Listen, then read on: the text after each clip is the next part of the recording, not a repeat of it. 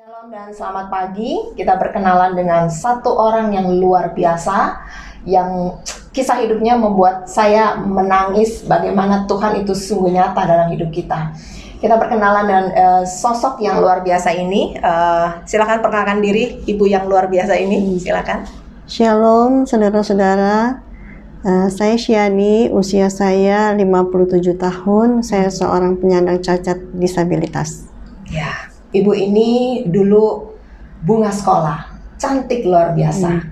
Dan karena satu kecelakaan yang begitu fatal mengakibatkan matanya tidak lagi bisa melihat. Bisa cerita sedikit Ibu, waktu itu seperti apa? Jadi waktu itu saya berusia 23 tahun. Sepulang kerja, areanya di Citerap Bogor, dan menggunakan kendaraan VW Kombi dengan 10 orang karyawan. Jadi di tol itu bertabrakan dengan sebuah truk pengangkut semen, dan dari kecelakaan itu ada dari 10 orang karyawan ada 4 orang meninggal dunia, ada yang 3 gegar otak, ada yang patah tulang, dan saya mengalami benturan yang hebat di bagian wajah yang menyebabkan 80% wajah saya rusak. Dua bola mata saya hancur, tulang hidung hancur seluruhnya, tulang pipi kiri dan kanan patah, rahang atas dan rahang bawah terpisah, seperempat bagian rahang kiri atas hancur, dan dagu patah di 2 bagian. Dan sejak saat itu saya menjalani sekitar 20 kali operasi. Wow.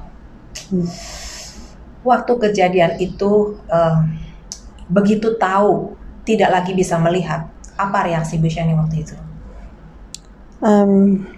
Usia saya waktu itu 23 tahun, adalah usia di mana seorang Syiani mulai berjalan untuk meniti karir, menatap masa depan dengan segala cita-cita dan harapan dan rencana.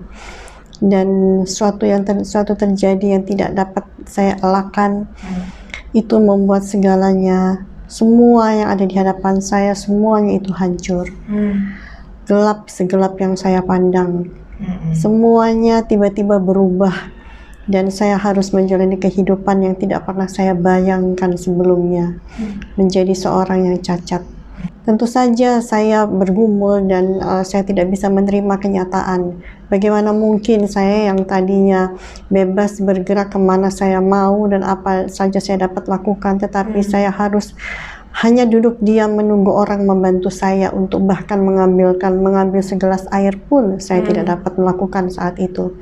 Tentu saya terpukul dan saya merasa putus asa, dan buat saya waktu itu mati adalah yang terbaik.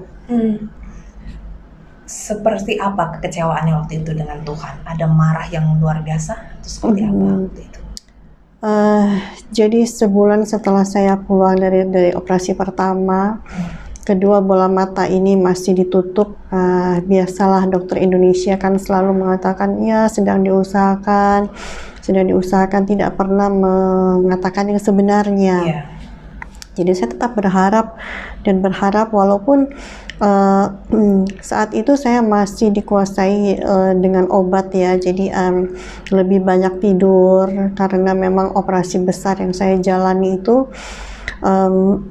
Tetapi satu pagi saya ada di rumah, saya sudah pulang di rumah. Biasanya kalau saya bangun pagi itu saya panggil, saya akan buang air kecil, selalu akan ada mami saya atau pembantu datang. Tapi entah waktu itu kenapa saya tahu mami saya tidak ada, saya tidak mau memanggil pembantu dan saya mau jalan. Saya turun dari tempat tidur dan saya jalan. Saya tahu arahnya kamar mandi itu di mana, dan waktu saya jalan saya menabrak tembok. Disitulah saya sadar saya buta. Kemudian saya pelan-pelan saya mencari tempat tidur. Dan hati yang hancur, saya bayangkan, saya baringkan tubuh saya di atas tempat tidur. Kemudian saya naikkan hati saya kepada Tuhan. Saya berbicara, Tuhan ternyata saya buta. Saya buta. Saya tidak sanggup Tuhan dengan keadaan ini. Saya tahu Tuhan ini semua setan yang melakukan. Saya tidak marah sama Tuhan. Tapi Tuhan kan tahu bagaimana keadaan saya. Papi saya itu meninggal 10 bulan sebelum ini. Dan saya bekerja untuk untuk membantu mami saya menyekolahkan ketiga adik saya. Dan sekarang keadaan ini saya rasakan. Saya menjadi orang cacat, saya tidak sanggup. Lalu saya minta Tuhan, kalau Engkau sayang sama saya, tolong Tuhan, tolong ambil nyawa saya Tuhan. Saya tidak sanggup hidup tanpa mata. Saya tidak mau jadi beban buat keluarga saya. Setiap malam saya minta Tuhan, tolong Tuhan, saya nggak mau bunuh diri Tuhan, karena nyawa ini Tuhan yang punya. Jadi Tuhan yang memberi, maka Tuhan yang berhak untuk mencabutnya dari saya. Ya, saya minta Tuhan tolong, dan tidak ada. Setiap pagi saya masih terbangun, saya masih ada nyawa. Dan saya kesal. Saya kesal, padahal saya sudah baringkan tangan saya, sudah lipat tangan saya seperti di dalam peti mati. Buat saya kematian itu suatu yang indah. Artinya saya lepas dari penderitaan. Tapi Tuhan tidak mendengar doa saya, dan saya kesal, saya tidak mau berdoa. Tetapi beberapa hari saya tidak berdoa, saya rasakan hati saya semakin tidak nyaman. Dan saya bersyukur roh Tuhan menuntun saya, berbicara di hati saya, siapa kamu? Siapa kamu, Syani? Kamu tuh cuma debu. Kamu berani mendikte Tuhan yang adalah Khalik. Dan saya disadarkan, ya Tuhan, siapa saya? Siapa saya? Saya cuma debu. Saya minta ampun sama Tuhan. Tuhan, ampuni saya Tuhan. Ampuni saya Tuhan. Sekarang Tuhan, ini tangan saya. Pegang tangan saya. Berjalanlah bersama saya. Menyusuri lorong yang sangat pekat, yang gelap, yang seakan tidak ada ujungnya. Walaupun saya tidak tahu apa yang terjadi Tuhan di hadapan saya, tapi saya berserah. Sepenuhnya saya berserah. Dan ajaib, saya rasakan damai. Walaupun keadaan tidak berubah, tetapi saya merasakan damai yang dari Tuhan. Dan sebelum itu Tuhan sudah memberikan tanda kepada saya. Waktu saya antara sadar dan tidak itu, saya terbangun seakan-akan saya itu ada di atas papan, tidur di atas lantai, di atas papan. Kemudian saya terbangun dengan karena silau cahaya yang sangat terang. Waktu saya membuka mata saya melihat kamar itu begitu terang, dan di kiri dan kanan saya ada dua sosok makhluk. Dua makhluk itu begitu tersenyum begitu ramah dan membungkuk, memposisikan tangan yang siap menolong saya. Dan kedua makhluk itu tidak berbicara kepada saya, tapi saya perhatikan di belakangnya itu seperti sayap. Sayap yang begitu kokoh. Saya sempat memperhatikan agak lama, dan saya sadar bahwa itu adalah malaikat.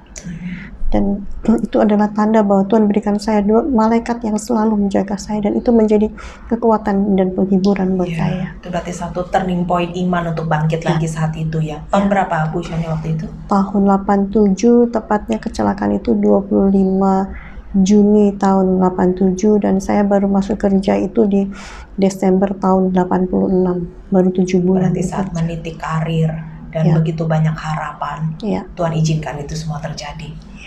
Ya. Lalu bagaimana perjalanan iman Bu Syani setelah itu?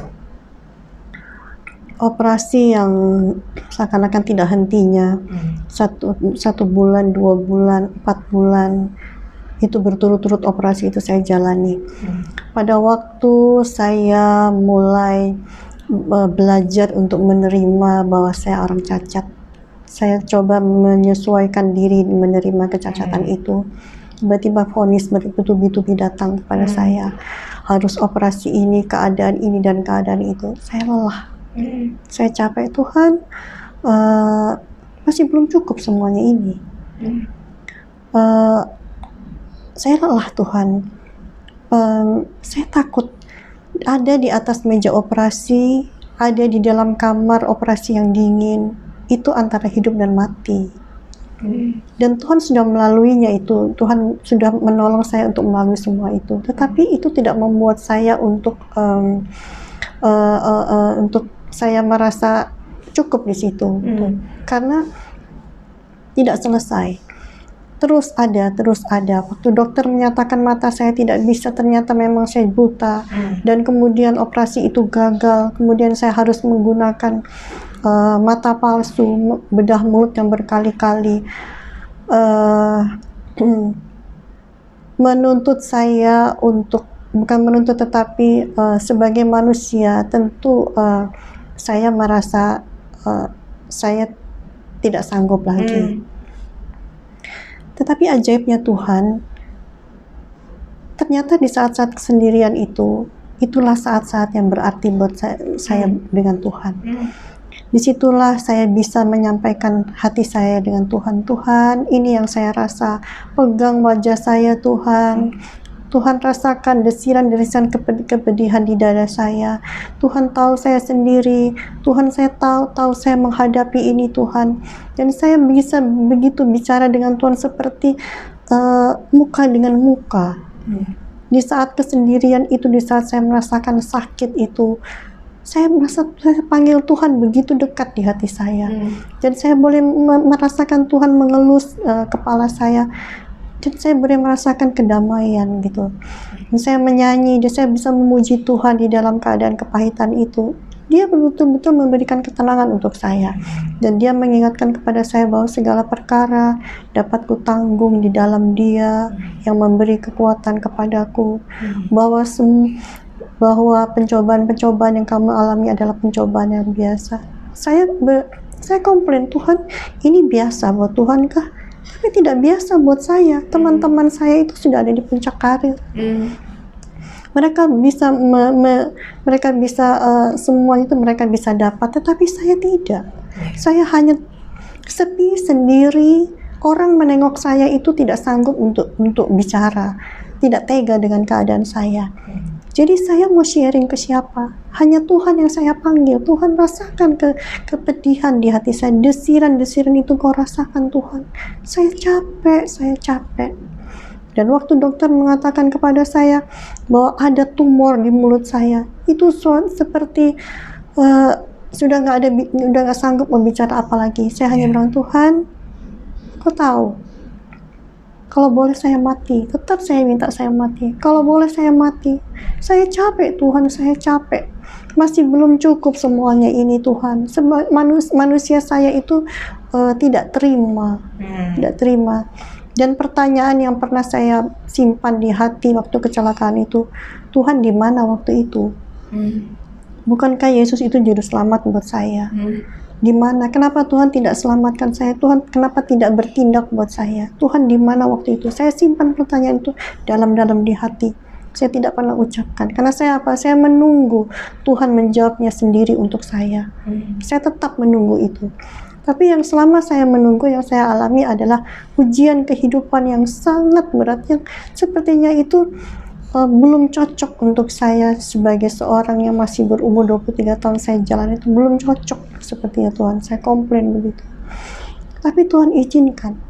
Dan itu justru disitulah saya mengenal Tuhan lebih dalam lagi. Karena yang saya rasa di dalam penderitaan itu Dia mengangkat saya. Dia berikan saya kelegaan. Dia ada, artinya Dia ada. Amin. Saya tidak sendiri. Dan air mata saya itu Dia lihat. Dan Dia menghapus air mata di wajah saya. Amin. Karena tidak ada orang yang sanggup menghapus air mata saya. Hanya Dia yang sanggup. Dan itu saya rasakan dengan apa? Dengan mata iman saya. Tuhan yang orang dekat dan orang lain tidak bisa mengerti itu. Tapi saya begitu, buat saya itu adalah waktu-waktu yang indah saya bersama Tuhan, justru di dalam penderitaan yang sangat dalam. Amin. Setelah menikah dengan Pak Edi, bagaimana cara Tuhan memenuhi kebutuhan keluarga? Bisa cerita sedikit, Bu Shani? Untuk seorang penyandang cacat tunanetra itu bekerja itu tidak mudah di dalam, tidak umum begitu ya. Tetapi itulah ajaibnya Tuhan. Setan itu memang bertubi-tubi membuat saya dan suami saya menderita. Tetapi tangan Tuhan itu, puji Tuhan, tidak pernah jauh. Mujizat sering Dia selalu diberikan kepada saya, kepada suami saya. Suami saya boleh bekerja di perusahaan di kawasan industri Pulau Gadung, dan Tuhan berikan saya 19 tahun bekerja di dalam setelah kecelakaan itu. Dan itu ajaib ya. Dan semua biaya pengobatan itu diketanggung oleh perusahaan. Bahkan saya diantar jemput door to door ke kantor. Dan itu mujizat, Iya, iya, betul. mujizat buat saya. Dan artinya apa? Tuhan itu ada Amin. di dalam penderitaan itu. Dia berkarya, walaupun dia diam, tapi karyanya itu nyata. Dan saya harus merasakan itu sebagai Tuhan itu memeliharakan saya. Tadi Bu Shani cerita bagaimana menjalankan usaha bisnis yang sekarang dengan begitu banyak mujizat yang terjadi ya Bu Shani. Ya, sebelumnya itu di tahun 80, tahun 92, Tuhan berikan saya kesempatan untuk menjadi wakil Indonesia untuk perkumpulan tunanetra Indonesia di Hong Kong. Ada satu kejuaraan Olympics namanya se-Asia Pasifik, dan puji Tuhan saya mendapat juara ketiga. Dan sehubungan dengan itu saya dan rombongan berkesempatan bertemu dengan Ibu Presiden, Ibu Tien Soeharto, juga Ibu Gus Dur, dan berkesempatan juga diwawancara di SCTV dan TVRI. Kemudian kisah saya sempat dimuat menjadi motivasi di majalah Femina, Kartini, juga tabloid Ibu Kota. Dan Tuhan berikan saya juga kesempatan bertemu dengan beberapa pejabat, diundang ke Istana Wakil Presiden. Dan itu indah buat saya. Indah, ya. Tuhan berikan saya suatu pengalaman yang buat saya luar biasa, dan itu membuat saya bersemangat. Kemudian saya tahun 2005 berhenti bekerja karena fisik saya sudah tidak kuat lagi. Setelah saya berhenti bekerja, saya dapat pesangon. Saya buat apa pesangon yang tidak banyak ini? Dan saya hanya sampaikan kepada Tuhan, Tuhan, saya nggak mau jadi beban. Saya punya suami, punya anak, saya nggak mau jadi beban buat keluarga saya. Saya harus bagaimana? Tuhan berikan ide. Saya membuat toko, kami membuat toko di depan rumah. Kemudian toko itu berkembang, toko semacam toko sembako. Dan karena ada saingan, kami menjadi kalah.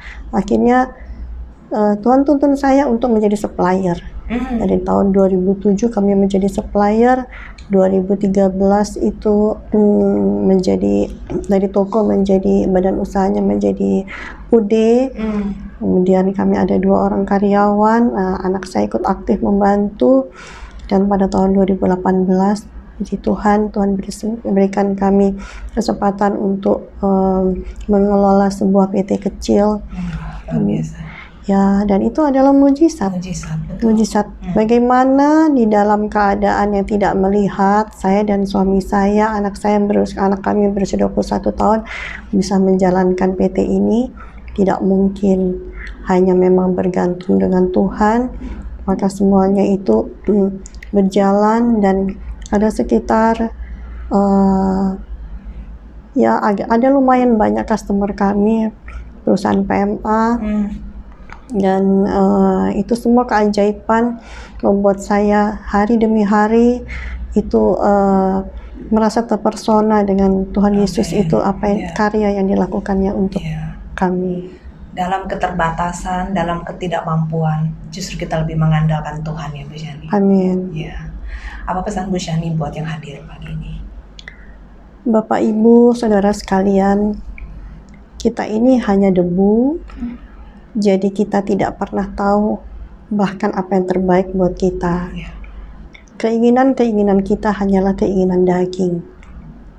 Kalau kita menyadari kita ini hanya ciptaan, maka kita harus mengarahkan mata kita, hati kita kepada pencipta kita. Karena hanya Dia tahu yang memberikan terbaik, lebih tahu dari yang terbaik dari kita daripada kita. Dia lebih tahu apa yang terbaik buat kita. Apa yang perlu kita lakukan sebagai anak Tuhan adalah tiap hari pengalaman saya adalah untuk lebih mengenal Tuhan kita lebih dekat. Bila kita mengenal Tuhan kita lebih dekat, kita akan damai menjalani setiap ujian dalam kehidupan. Pahitkah itu, beratkah itu, kita akan jalani dengan sukacita dan damai. Karena apa? Karena kita tahu kepada siapa kita percaya. Amin. 34 tahun biasa. perjalanan kehidupan itu bukan sebentar. Penderitaan yang bertubi-tubi itu sangat melelahkan. Tetapi Tuhan itu akan membuat indah pada waktunya. Amin. Luar biasa. Jikalau pada waktu pertama saya bertanya kenapa Tuhan izinkan, maka di 34 tahun bila saya memandang ke belakang perjalanan kehidupan saya bersyukur. Terima kasih Tuhan, terima kasih karena Engkau izinkan kecelakaan itu terjadi. Engkau izinkan penderitaan-penderitaan itu saya alami. Engkau izinkan kepedihan hati, kehancuran itu saya rasakan. Itu membuat saya mengenal Engkau. Mengenal Engkau yang adalah Tuhan yang sangat baik, yang setia pada setiap janji-Mu. Dan lebih dari itu, Engkau menyadarkan saya Tuhan bahwa tempat saya bukanlah di dunia ini. Seterusnya tempat saya adalah Engkau sudah sediakan. Tuhan sudah sediakan tempat saya di surga, di mana saya akan lepas dari segala penderitaan. Di sana adalah tempat nanti saya bisa ketika pertama saya membuka mata saya akan melihat Yesus yang menjadi juru selamat saya. Saya akan melihat anak saya yang selama ini hanya saya keraba wajahnya. Saya lahirkan, saya besarkan, tapi saya tidak bisa memandang wajahnya. Saya bisa melihat suami saya yang begitu setia memandang, menemani saya. Dan itu adalah akan menjadi suatu kebahagiaan yang luar biasa yang akan terjadi dalam kehidupan saya dan akan saya alami. Amin. Apa yang menjadi yang saya boleh pesankan kepada Bapak Ibu sekalian, jangan pernah menyerah dalam kehidupan. Penyakitkah itu, masalahkah itu, jangan pernah menyerah. Kita punya Yesus yang setia. Amin. Yang selalu ada bersama dengan kita. Apa yang di hadapan Bapak Ibu semua, wajah saya, mata saya tertutup. Wajah saya ini penuh dengan garis-garis bekas operasi. Bila saya memegang wajah saya, itu mengingatkan kepada saya bahwa saya tidak ada apa-apanya. Tetapi Yesus itu memberikan guratan-guratan sebagai tanda bahwa Dia menopang saya sampai pada hari ini. Dan kalau saya bisa tersenyum, itu adalah karena Yesus yang memberikan kekuatan kepada saya. Apakah pengalaman ini hanya untuk saya pribadi? Tidak. Pengalaman ini juga bisa Anda alami, siapapun bisa mengalaminya. Satu hal, jika kita mau menyerahkan hidup kita dan kita mau untuk mengenal Yesus tiap-tiap hari lebih dalam lagi, maka apa yang saya alami itu Anda semua bisa alami. Karena kita mau biarlah kehidupan kita menjadi kemuliaan untuk nama Tuhan. Amin. Janin, terima kasih banyak buat satu pengalaman rohani yang luar biasa. Kiranya membekali kita jangan pernah tinggalkan Tuhan. Apapun dan seberapa berat pun itu. Terima kasih Bu Shani, Tuhan berkati. Amin. Terima kasih.